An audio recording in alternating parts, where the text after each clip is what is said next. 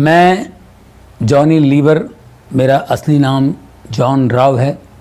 मैं आंध्र प्रदेश से हूँ। मेरे माता पिता बहुत पहले मुंबई आ चुके थे। मैं मुंबई में धारावी माटुंगा लेबर कैंप में रहता था।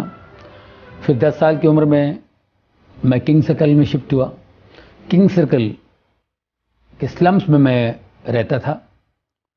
गरीबी में ज़िंदगी गुजारी हमने। तो मेरा जो एरिया था किंग सर्कल, वो एक इंडिया के मैप की तरह था। हर तरह के, हर किस्म के लोग वहाँ थे। अलग अलग भाषाएं बोलने वाले लोग थे। और मुझे बचपन से ही लोगों की नकल करना, लोगों की कॉपी करना, ये इसकी आदत थी। लोग बड़ा एंजॉय करते थे। डांस वांस के प्रोग्राम्स किया करता था। ये करते करते करते 17 साल का हुआ। तो 17 साल का जब मैं हुआ तो स्टेज पर स्टैंड अप करना शुरू कर दिया।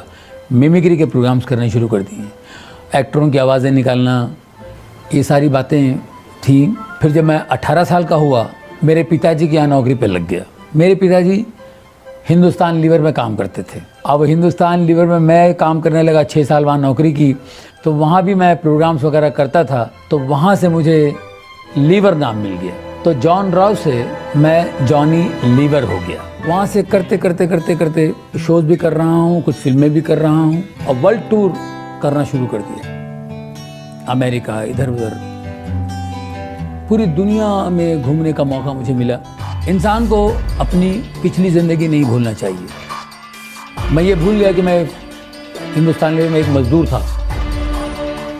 हर एक का दिमाग ख़राब होता है, मेरा भी दिमाग ख़राब हुआ था। मुझे याद है मैं शोज़ के लिए एसटी बसों में सफ़र करता था। 3rd क्लास डिब्बे में मैं सफ़र करता था विदाउट रिजर्वेशन। अब उसके बाद जब आप फ्लाइट में उड़ने लगते हैं तो ज़मीन आसमान का फ़र्क हो जाता कर दिए। जॉनी के सामने अपने इकलौते बेटे की जिंदगी का सवाल था। अब वो जो ट्यूमर है इतना सा था, वो इतना बड़ा हो गया 2 साल में। हमने होम्योपैथी, आयुर्वेदिक बहुत सा इलाज किया, कुछ नहीं, वो ट्यूमर इतना बड़ा हो गया। अब वो ना उससे ठीक हो रहा है आयुर्वेदिक से या होम्योपैथिक से, और ऑपरेशन के लिए भी नहीं जा सकते। 2 साल गुजर गए। पहला ऑपरेशन 2000 में था, अब ये 2002 तक का कुछ नहीं हुआ। हमने बहुत से बाबाओं के पास गए, स्वामियों के पास गए, कुंडली जो भविष्यवाणी करते हैं उनके पास गए। ये सब चीज़ें हुई। बच्चे के लिए इकलौता बेटा है, इसके लिए जो जहाँ बोले वहाँ जाते थे। उन सब ने कहा कि ऑपरेशन के लिए मत जाना, ऑपरेशन मत कराना, बच्चा चला जाएगा। और एक कुंडली वाले ने तो कहा था कि 2002 तक ही आपका बच्चा है, उसके बाद आपका बच्चा नहीं है। अब बच्चे से मैंने कहा, देख बेटा, अभी मैं कुछ नहीं कर सकता हूँ, तुम्हें और कोई चीज़ चाहिए मैं तुम्हें दे सकता हूँ, ये उसका काम है, मैं नहीं कर सकता हूँ। क्या कोई ऐसी शक्ति है जो जॉनी लीवर के बेटे को बचाएगी? मेरे बच्चे को हर प्रेयर मीटिंग में हम ले जाते थे, कहीं से इसको हीलिंग मिल जाए। बहुत से लोग प्रेयर प्रार्थना करते थे, ये ट्यूमर निकल जाएगा, इसके गले पे ये ट्यूमर नहीं होगा। हमने कहा जी जी जी जी, लेकिन 2 साल तक हमने देखा कुछ नहीं हुआ। एक बार हम लोग अमेरिका गए थे। अमेरिका वगैरह घूम फिर के निकले। अब एक संडे हम लोग चर्च में गए, तो वहाँ मैं प्रेयर के लिए खड़ा था। जो पास्टर की नज़र पड़ी मेरे बेटे के ट्यूमर पे, तो मैंने कहा जी ये ट्यूमर है। उन्होंने कहा इसको ले जाओ न्यूयॉर्क में एक हॉस्पिटल है स्लोन केटरिंग, उसमें ले जाओ, ये ठीक हो जाएगा, इसको खुदा ठीक करेगा, तुम खुदा के घर में हो, God is going to heal him, take him to Sloan Kettering hospital, it's a good hospital, God is going to heal him, God is going to heal him. तो 2-3 बार उन्होंने बोला God is going to heal him. मैंने कहा जी जी जी। मुझे बहुत अच्छा लगा। उन्होंने ये नहीं कहा कि हॉस्पिटल बहुत अच्छा है, वहाँ के डॉक्टर बड़े अच्छे हैं, डॉक्टर्स आपको ठीक करेंगे, डॉक्टर का नाम मिल गया, इसको ले जाओ, God is going to heal him. वो बात मुझे टच कर गई। क्या हम हमारी चंगाई के लिए परमेश्वर पर भरोसा कर सकते हैं? मैं बिल्कुल नरक में था, गलतियों में था, पाप में था। क्या आप मेरी प्रार्थना परमेश्वर सुनते हैं? और इतना बड़ा चमत्कार हो सकता है। क्या परमेश्वर पापियों की प्रार्थना को सुनता है? मेरी वाइफ ने कहा चेकअप क्यों करा रहे हैं आप, ऑपरेशन कराना पड़ेगा। और डॉक्टर ने कहा ऑपरेशन करे तो ये होगा, लकवा मारेगा, फलाना होगा, उसकी आंखों की रोशनी जाएगी, ये सब बातें थी।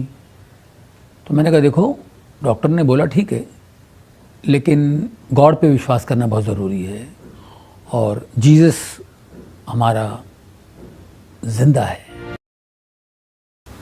और मुझे आवाज़ आई, जा बेटा जा, ऑपरेशन कर, डर मत, मैं तेरे साथ हूँ।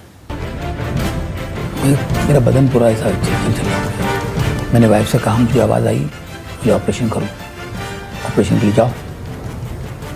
तो मेरी वाइफ ने एग्री की, ठीक है। क्या जॉनी लीवर ने वाकई परमेश्वर की आवाज सुनी या फिर यह उनके मन का वहम था? हम लोगों को डर था को पैरालाइज होगा, आंखों की रोशनी कम होगी, लेफ्ट हैंड बिल्कुल 100% पैरालाइज होगा। यहाँ बहुत से लोग प्रार्थना कर रहे थे मेरे बेटे के लिए, हम भी बहुत प्रार्थना में थे।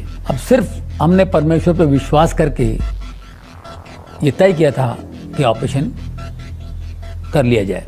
अब ऑपरेशन के दिन 3 घंटे का ऑपरेशन था और मेरा बेटा ऑपरेशन थिएटर में था। 3 घंटे के बाद मेरा बेटा बाहर आया।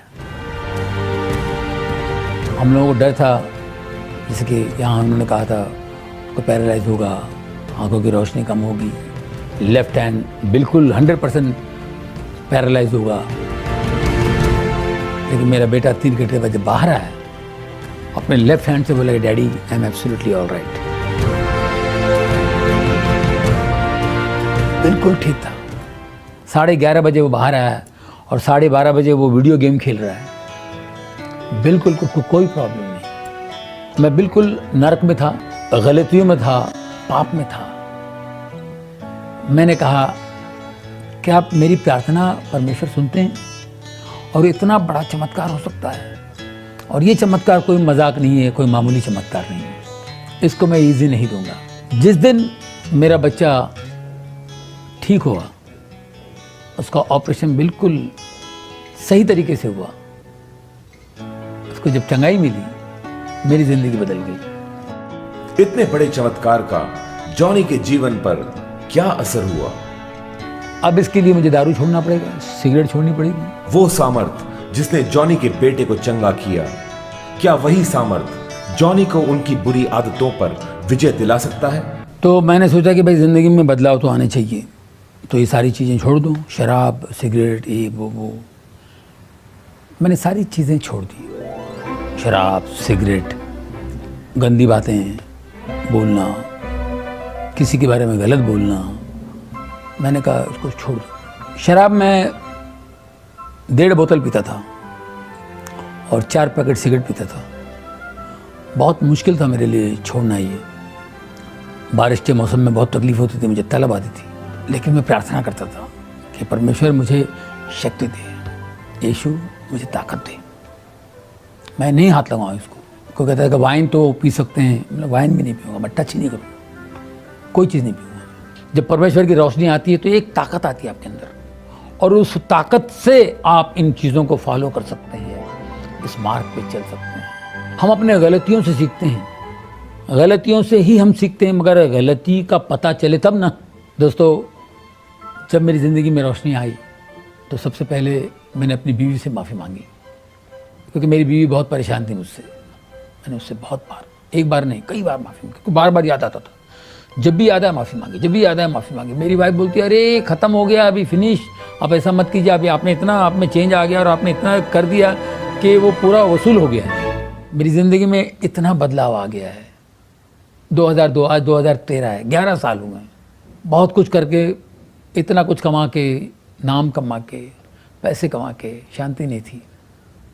और मैं बीच में 10 साल काम नहीं किया, इनकम बिल्कुल नहीं था, लेकिन मैं शांति से था, पहले से ज़्यादा शांति। मेरी औरत बोलती है आप कमाते नहीं, फिर भी हम लोग हंस रहे हैं, एंजॉय कर रहे हैं, प्रभु की स्तुति कर रहे हैं, प्रभु का धन्यवाद कर रहे हैं और खुश हैं। तो ये दौलत जो है, ये दौलत हर एक की ज़िंदगी में चाहिए। तो काम अच्छा भी होता है, बुरा भी होता है। अब आपके ऊपर है, अच्छा करो या बुरा करो। टैलेंट को अच्छी तरीके से यूज़ करो या बुरी तरह से।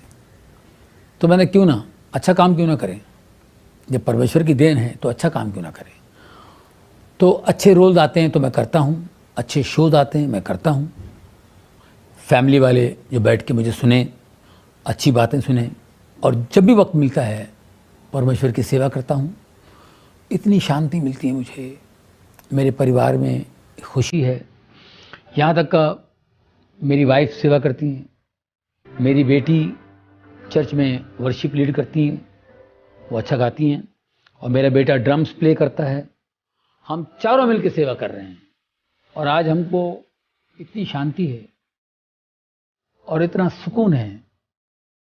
जो बदलाव मेरे जीवन में आया है, मैं चाहता हूँ यही बदलाव आप लोगों के जीवन में भी आए। आप भी परमेश्वर को जानें, कौन है सृष्टि करता, वो एक है, वो कौन है। परमेश्वर का हाथ थाम लीजिए, उनके बेटे यीशु के नाम से आपका हाथ थाम लीजिए।